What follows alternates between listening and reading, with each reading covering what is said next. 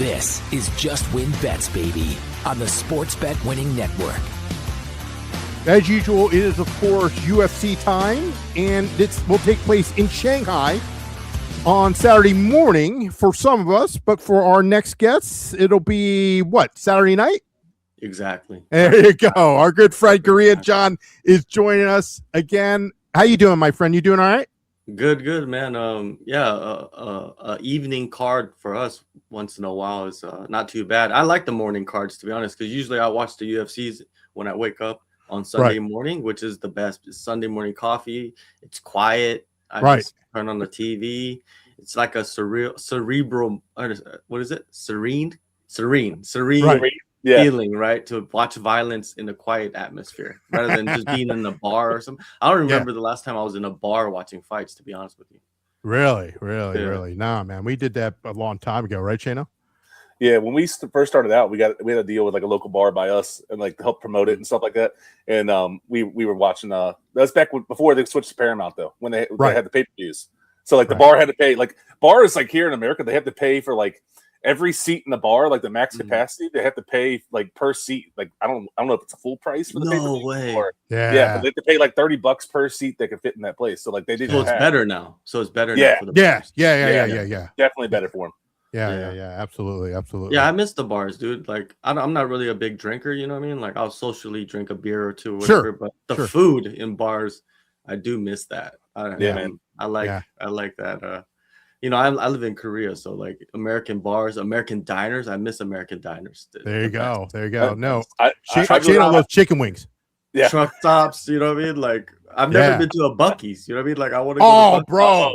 Buc-ee's is the best, dude. It's the best.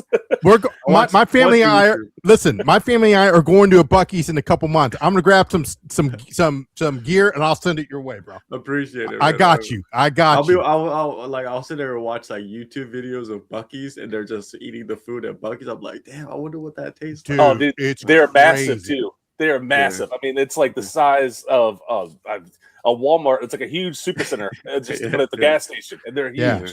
And the food's good, man. The food's good. Really good. Yeah. I can imagine. Cheap. It's cheap, but it's really good. Yeah.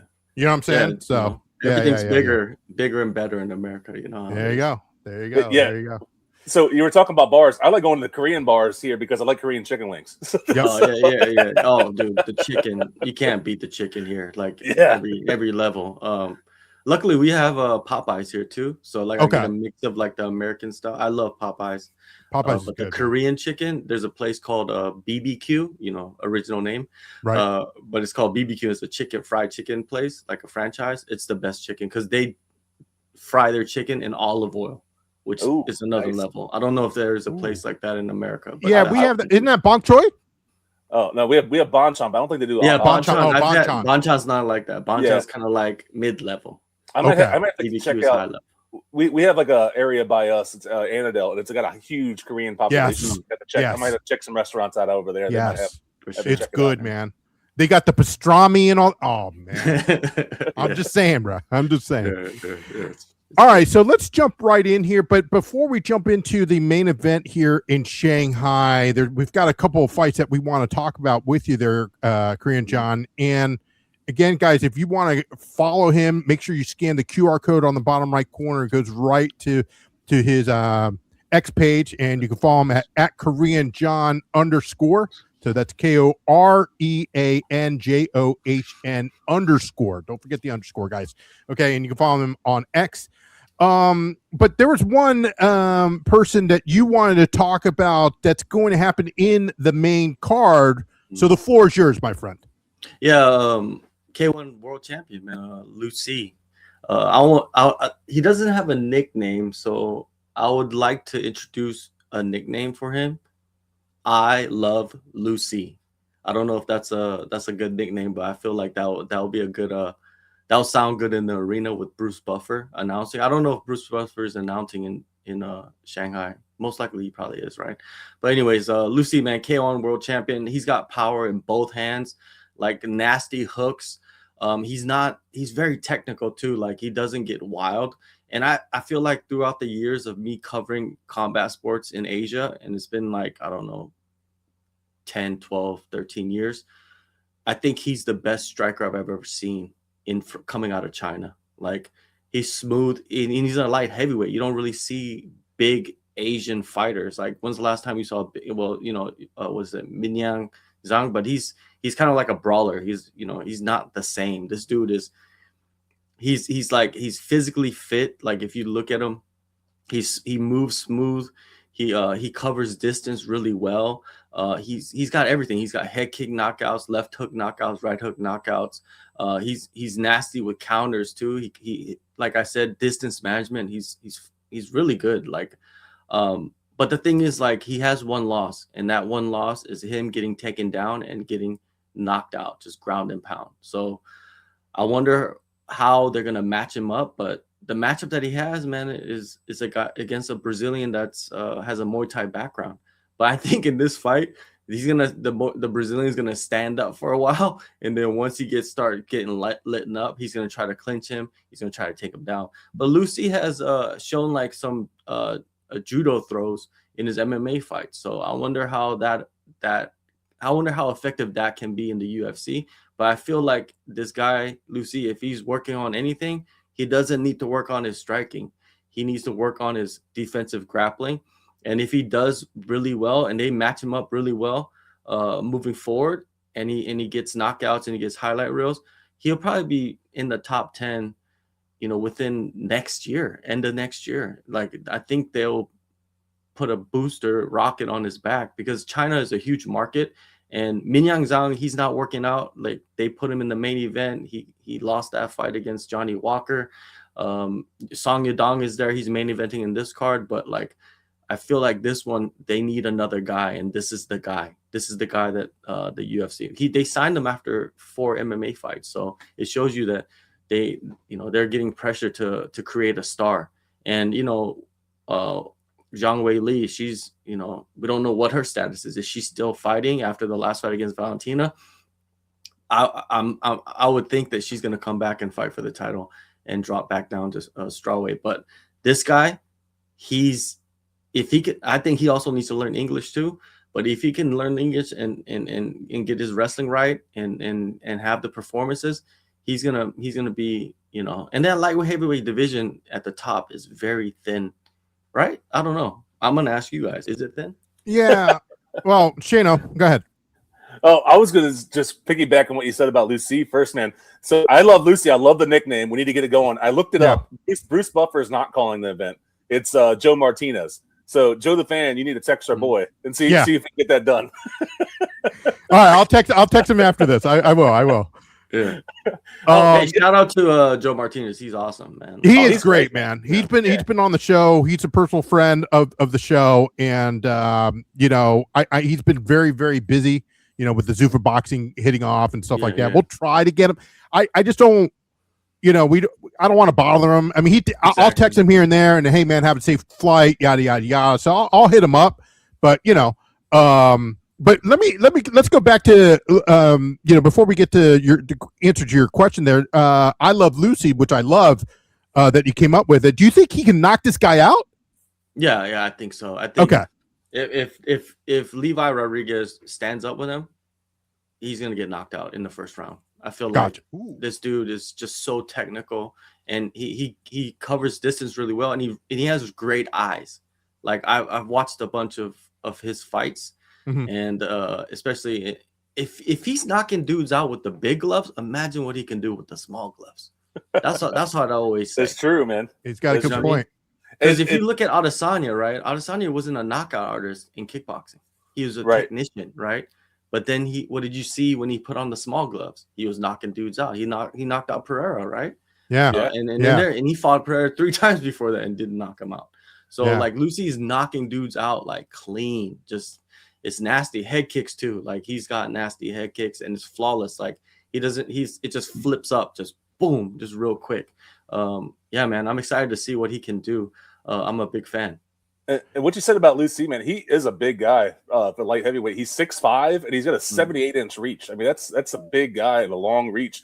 So he can have some success. And like you said, the light heavyweight division, you got Alberg as a champ, right? And then is Pereira going to come back down to light heavyweight? I don't know. I mean, he went up the heavyweight and got destroyed there, but who knows? You got Ankilov's pretty good. Yuri's he's kind of up in the air right now after his last fight, so he could easily be top 10 pretty quickly. Yeah. What about the guy from France? Are grapplers. Yeah, that's true. None of those guys are grapplers. Ankalaev is, but you don't really see him grapple too much, right? And that's the thing. If Liu Ce can get matched up right, 3 fights, he'll be like in the top 15. That's how fast it can move for him. He just got to perform. That's all it is. Shano, what about the guy from France? Who? The Ritter? Yeah, no. Well, the Ritter would be one. What about the guy from who was in Freedom 250? Ganji? Gone. Gone. He's heavyweight. Oh, I thought he was light heavyweight. No, he's heavyweight. Oh, okay. He's heavyweight. Yeah. Like I said, I think he's going to win by knockout as well. The guy he's facing, Levi Rodriguez, he got knocked out his last fight in the second round by Felipe Franco, who was that was his UFC debut. He got a contract from Dana White's Contender Series last year. So he got knocked out his first UFC event. I think it's going to happen again. I was looking at the odds here.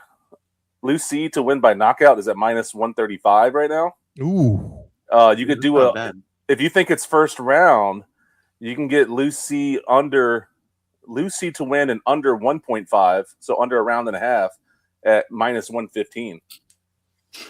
That's not bad either. On Cloudbet, it says Liu Ce round 1 to win in round 1 is plus 158.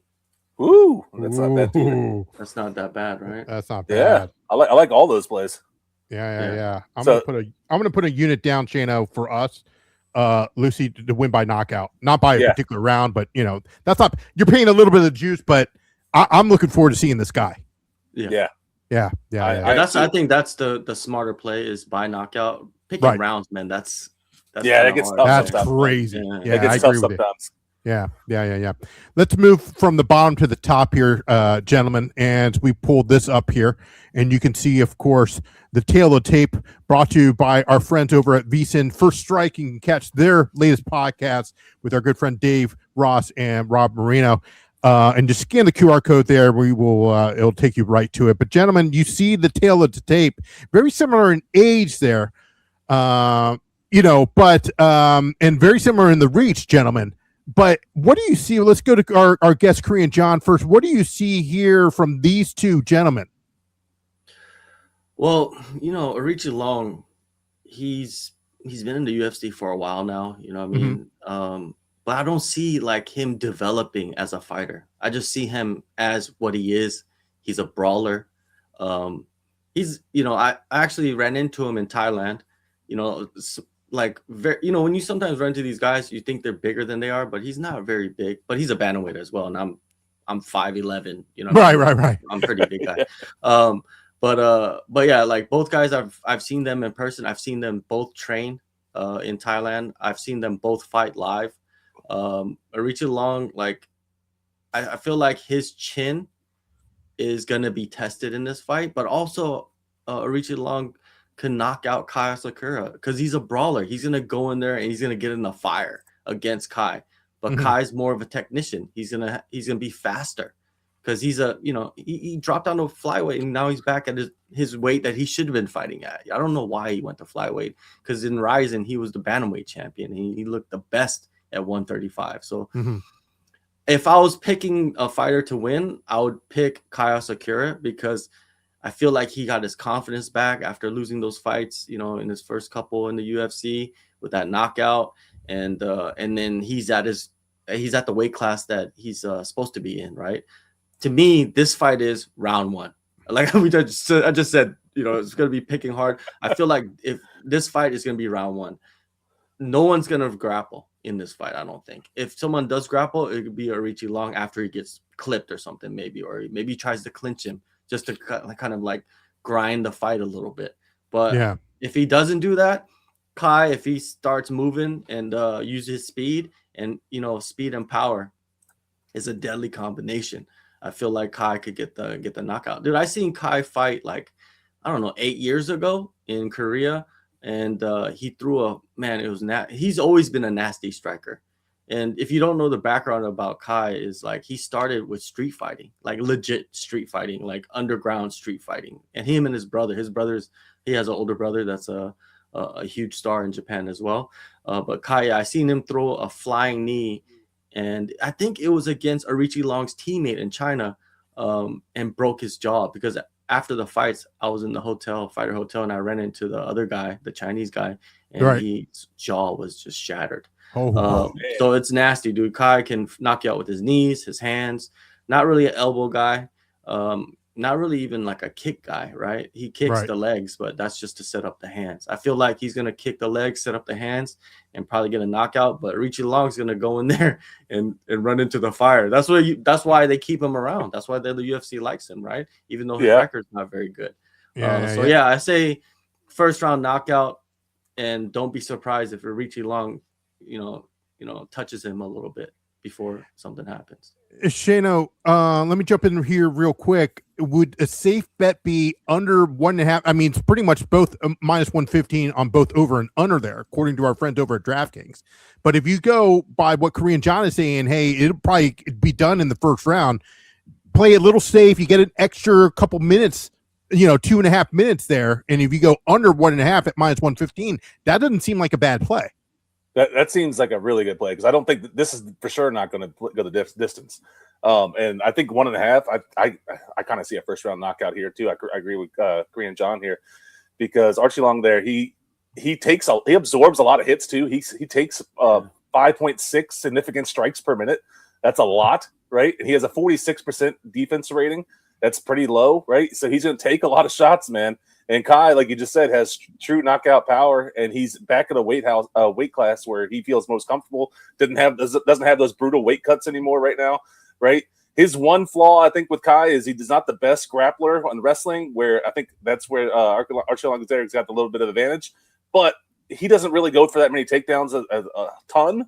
He averages about 1 for every 15 minutes for fighting. So, yeah, I see first round knockout here by Kai. So I think under 1.5, you buy yourself next 2.5 minutes. I think that's a solid play. That's nice. That's nice, gentlemen. Let's go to the co-main event with the ladies here, and you can see the tail of the tape here, guys.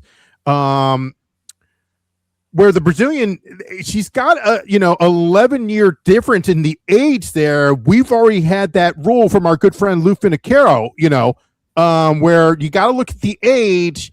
But we got to go to Korean John here and ask, hey, what do you see here? I mean, does the age, is that a red flag?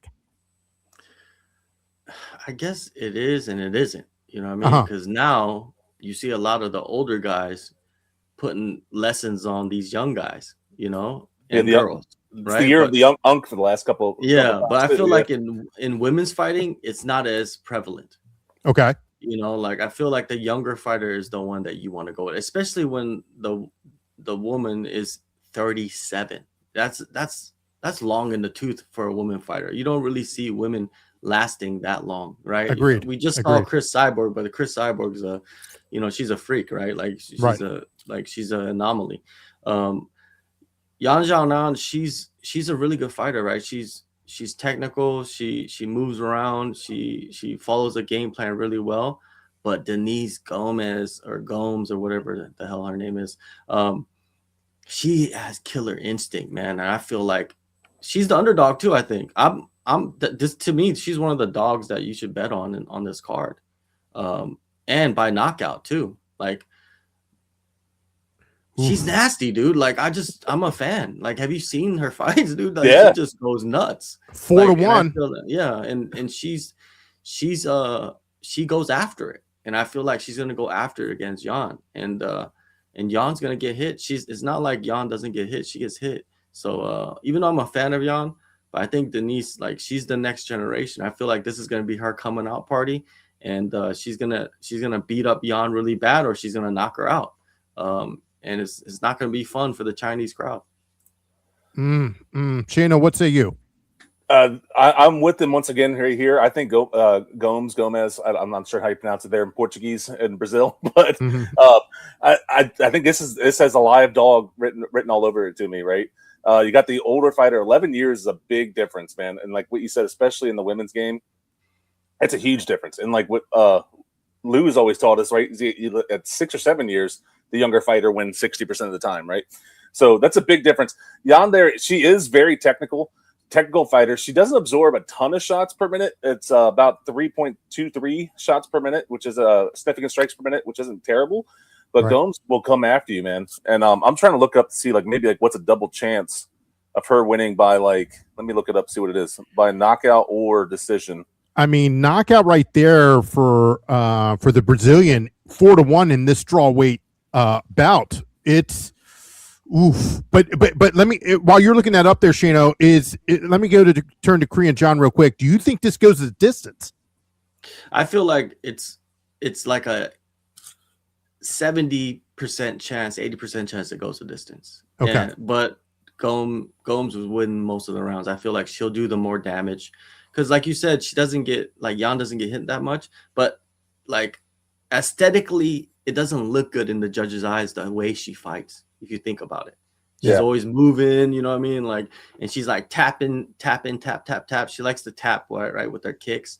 Yeah, I think Gomes will just connect much cleaner in the fight. But yeah, the knockout it's a reach, right? I'm just saying it's a reach. It's a possibility, but it's a reach because it's women's fighting, man. Like, when's the last time you saw a knockout besides last week in Chanel Dyer? Before that, when's the last time you saw it? Do you even remember the last time there was a knockout in a women's fight? Yeah. I don't. It's tough. So like Denise there, her last win, I'm trying to find 2 fights ago, she won by knockout against Elise Reed. I will say that's what another thing Yan has in her favor here is if you look at the 2 resumes between the 2 fighters, she's definitely fought the tougher competition throughout her career. Yeah, right? Sure. Like her last fight was against Jandaroba, who's a really good fighter. She beat Ricci. Her fight before that's pretty good. Zhang, the fight before that, she lost the championship bout. Andrade, she beat Mackenzie Dern. I mean, so her resume is definitely, I mean, night and day difference here. But it seems like it's been like the last couple of fight nights that the UFC is getting this up and comer type fighter, and it's fighting against like the gatekeeper of the division. And like the last couple, the up and comer has won, right? So I think this has live dog written all over it. And like if I'm getting Gomes at plus 120 at the straight money line, I think I would just go straight with that. Because you're getting at plus money, I wouldn't reach, but it might be worth a sprinkle for it to win by knockout. Okay. The double chance is that for Gomes is at plus 125. So it's not, you're only getting an extra 5 cents on there per dollar. That's not, I don't think it's worth it. And the double chance, of course, it is what there, Chano? Knockout and decision? Knockout or decision. Yeah. Okay. And one thing that you guys got to keep in mind is the travel, right? Like, yeah. You know, sometimes the fighters go in like during fight week, like on a Monday or whatever, right? But Gomes has been there for a couple weeks. She was at the PI in Shanghai for a couple weeks ahead of this fight. So that I don't feel like is a factor. But if she did come in on fight week, that might be a factor because of the weight cut and all that stuff. Jan's been there, right? She's been there for a while in training, right? So, and with preparation. So, but Gomes, man, I feel like you said, she's live. I wouldn't bet like women's fighting, like it's hard to bet on. But if I was going to bet on anything, I would just go for the straight up win for Gomes at plus 120. We're with our good friend Korean John. Again, you can follow him on X at Korean John _ That's KOREANJOHN. And then don't forget the underscore after that. And you can follow him definitely on X. Let's go to the main event, gentlemen, as we look at the tail of the tape. And as you can see right here, the Russian Umar taking on Song Biyang there. You know, look again, you look at the age, they got the same height, pretty much the same weight, etc. Almost the same reach on both the leg and the regular reach there. Korean John, we got to look at you here and say, hey, look, you know, he's taking on a Russian guy that's 20-1, bro. Yeah. He's a Nurmi, so it's hard to pick against Umar in this fight, right? Even though Song Yadong is very high level, he's good everywhere, but Umar's just another level. Like he's in that small top echelons, so to say, in that bantamweight division. He's like kind of grouped into that, which Right. is him, Peter Yan, Marab, and O'Malley. I feel like that's like the small top echelons of that division right now. And Song Yadong has not done really well against those guys, right? So I feel Umar's. This is a fight I would never. I don't think I would bet on this unless it was like Umar by decision. And what is that? Minus 170. 170. Right? Yeah. Yeah. Do you think he can clinch this guy? Grapple? Go a little bit. Son John can grapple Umar a little bit. I think he could grapple him, but I don't know if he's going to finish him. It's has Song Yadong been finished in the UFC? I think Sandhagen knocked him out a long time ago. I think that was like a cut or something, wasn't it? Oh, that's right. Wasn't like a legit it was a doctor stoppage. Yeah, it was a doctor stoppage, right? Yeah, I think it was the cut. Yep. So I don't think he actually has been finished. No, he hasn't. He hasn't been finished. In the UFC. So like and Umar is like, he doesn't really finish guys either.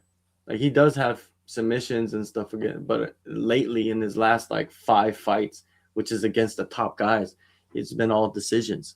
And I feel like decision Umar is probably the best bet. But I'm gonna root for Song Yadong. I like him. Sure.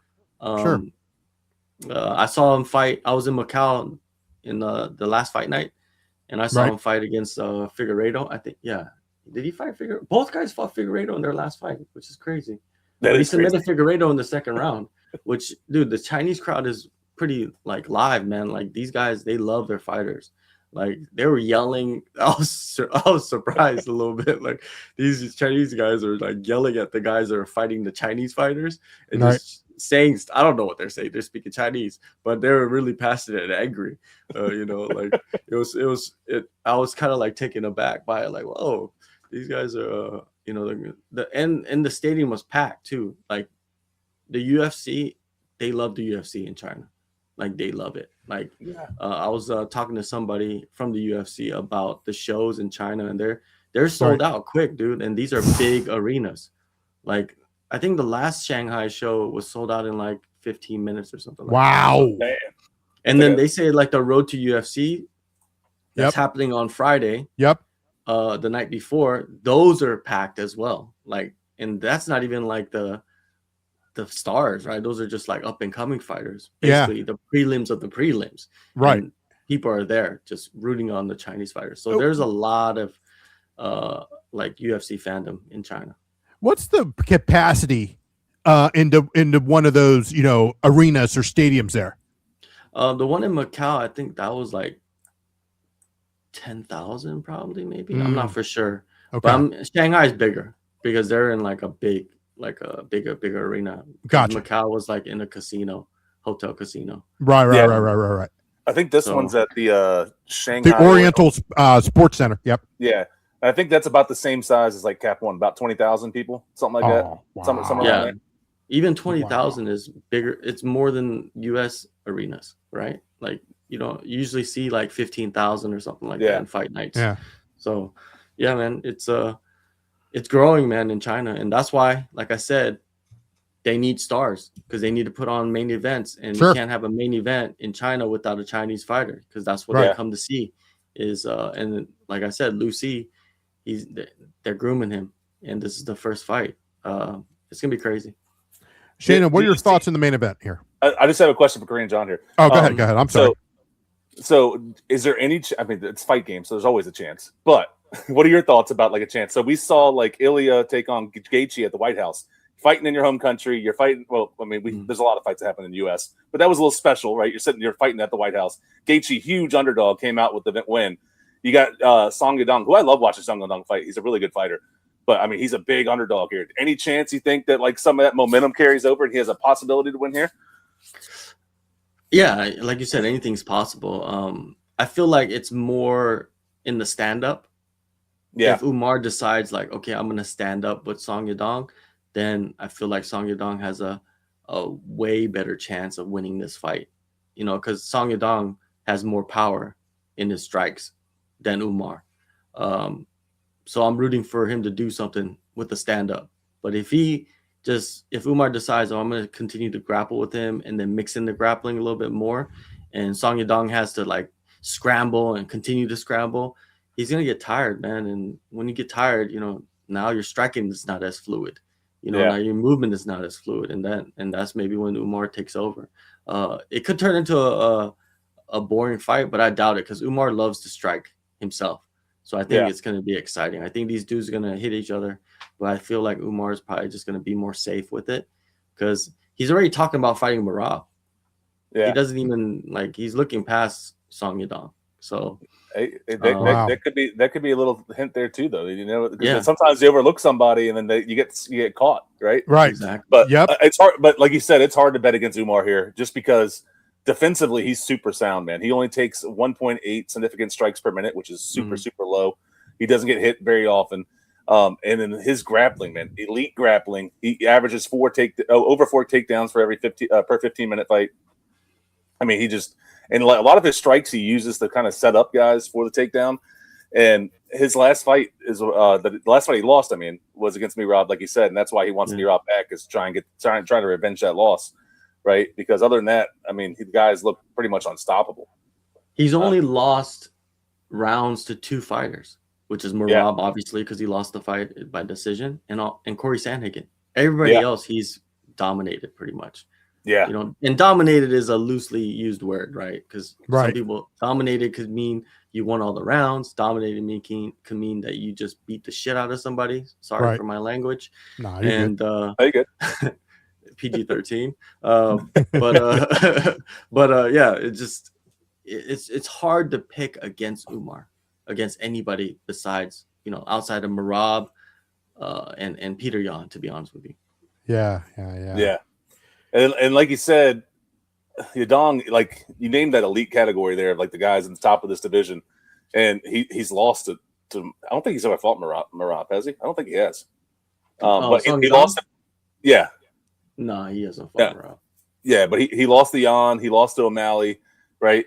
It is weird they both lost. They both faced Figgy their last time, which is that is odd. That is weird. But and Song finished Figgy. Yeah, he did. Umar decision Figgy. So it's like MMA math is weird, right? Yeah, it is. It all depends which Figgy came out, right? Because Figgy can be the best in the world, and he also can be just a guy that just goes out and says like, I don't feel right in this fight. I'm just gonna cruise and then lose, right? That's cruise and lose. That's what Figgy does sometimes. You know what's a funny story? I saw Song Yadong at the airport one time, and I was by myself. I think out. And this is in Korea, right? And I was at the airport, and I saw somebody from a distance, and they're wearing their full UFC kit, like hat, jacket, the Venom thing, the one that you have on the screen, the black and white, with the shoes, with the pants, everything. And I'm like, who is that? And I get closer and closer because I'm going to my gate, and it's Song Yadong. I'm like, what is this guy doing? Like, don't you have any other clothes? Like, what are you wearing, man? Like, if I was a UFC fighter, I probably wouldn't be wearing that, right? Like, that's like your training gear. Like, it was just you gotta talk to your boy, man. Yeah, it's just funny to see somebody like, and he was alone. Like, I think he was probably in a transfer. Like, he was going somewhere from China, right? Incheon, the airport in Korea, is like, it's the busiest airport in the world, I think. Mm-hmm. So like, there's a lot of connecting flights. But yeah, it was just weird, like seeing somebody. That's the first time I saw a UFC fighter wearing all their gear, and I'm just like, that is weird, But then there's people that's not even the UFC wearing that gear, full kit, walking around too. So that's even weird. That's weird. That'd be like the Undertaker walking into the airport, like the big black brim hat, like a trench coat. It's like Tom Brady wearing his full uniform from the Patriots, right, on a flight. Yeah, right. Get the big old number 12 there. Yeah, exactly. Right, geez. just walking around, you're just like, and in one thing like people in Asia don't understand is like when you look at American football, NFL, and I love NFL, Seahawks fully, like from when I was a child, right? I used to live in Seattle as well, right? But yeah, they don't understand how massive football players are. Like, oh yeah, like I remember I saw Mark Brunell. I don't know if you guys remember that. Yeah. The Jaguars, right? Yep. He played for the Skins as well. Yeah. So when he was the quarterback for the Jaguars, I was in Florida at some airport and I saw him. I'm like, what? I thought he was like, he looked like he should have been a lineman. I was just like, he was massive. I was like, damn, that's crazy. Because you see baseball players, they're not that big, right? Right. But the football players, dude, and basketball players look like freaks too. Like you're just like, what the hell is that? Yeah. That's not even a human being. That's like an avatar or some shit. Right. But yeah. I just talk. Oh man. The football players are huge. I mean, I played college football, and that was the one criticism to me, is that I was always undersized for my position. And I'm 6'2", 300 pounds. So, you know what I mean? So it's like, and I'm undersized, so it's crazy. Like, especially when you get to that elite level, like the NFL, like how big those dudes are. Those are massive guys. It's crazy, I don't follow sports, like I grew up in the States. So like I grew up with ESPN like every day, morning, evening. Like that's if you're in sports, if you're into sports, played sports, that's what you do.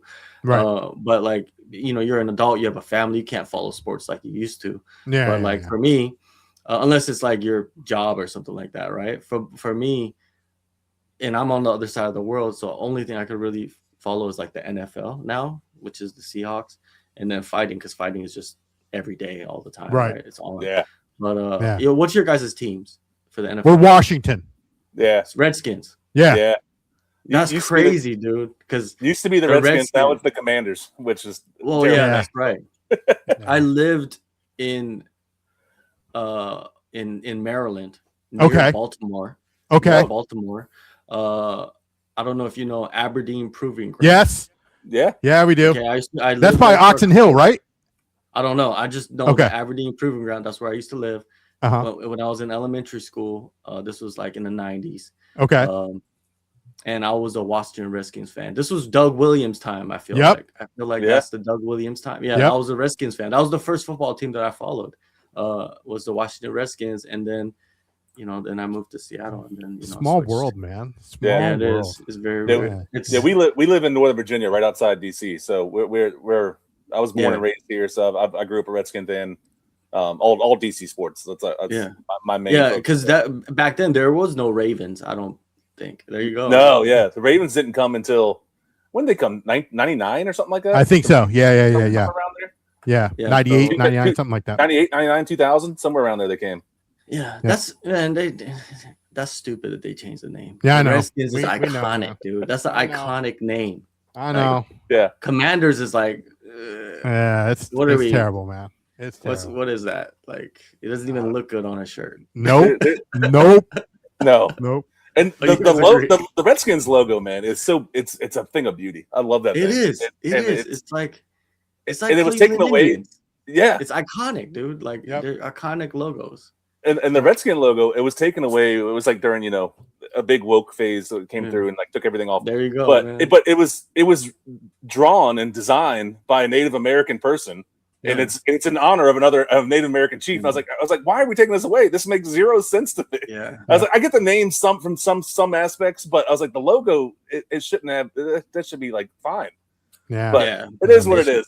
Yeah. Well, it doesn't change like if you're a fan or not. It's just the name changes, right? Because you gotta rep your city. You gotta rep your area, right? I just don't understand the people that rep other cities when you're from and grew up in a certain city that right. You know what I mean? Like, either their mommy didn't love them enough as a kid or something. Exactly. They want attention. That's all it is. Yeah. Well, it is. It's right, man. Well, what do you think? Who's gonna? So I don't. Yeah. Jaden Daniels is Commanders quarterback, right? Yeah. Yeah. That dude's a beast, man. He's a beast. I was watching the Netflix quarterback docu series. Yep. With Jaden Daniels. Sucks like he got injured and all that, but he's back this year, right? He's back. He's good. He's back. Yeah, he's gonna carry it, man. I think. Like we hope so. We hope so. As long as that offensive line can keep him healthy, because right now, exactly. The offensive line's not looking that great. Yeah, we hope so. Maybe you got to get the pads back on. You know what I mean? Right? Get out there. Get out there, show them. You know what I mean? Go to the practice. Just show up. Be like, walk on. Let's do it. Yep.